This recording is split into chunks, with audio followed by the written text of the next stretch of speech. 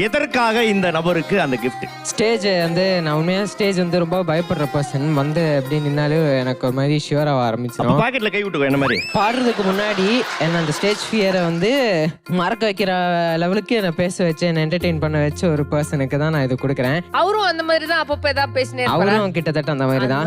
அவரை அடிச்சுட்டு வந்தா இன்னும் செமையா பேசுவீங்க. பேசுறான்னு தெரியல, பார்த்தே அவனுமே கரெக்டா தான் சொல்றான்.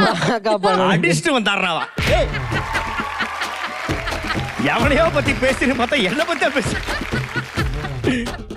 அவன் உன்னை லவ் பண்றாமா. ஸ்டேஜ் ஃபியரை நான் உனக்கு போக்கி இருக்கேன். Yes of course. கைத்தட்டல் கொடுங்க. ஆமா, வாக்க பக்க கைத்தட்டல் கொடுங்க. என்ன இது? பெட்டு நான் ரொம்ப பிடிக்கும்னு கேள்விப்பட்டேன். ஸோ அந்த பெட்டுக்காக ஒரு சின்ன ட்ரெஸ்ஸும் ஷூஸும் வாங்கிட்டு வந்திருக்கேன், காஸ்டியூம் மாதிரி.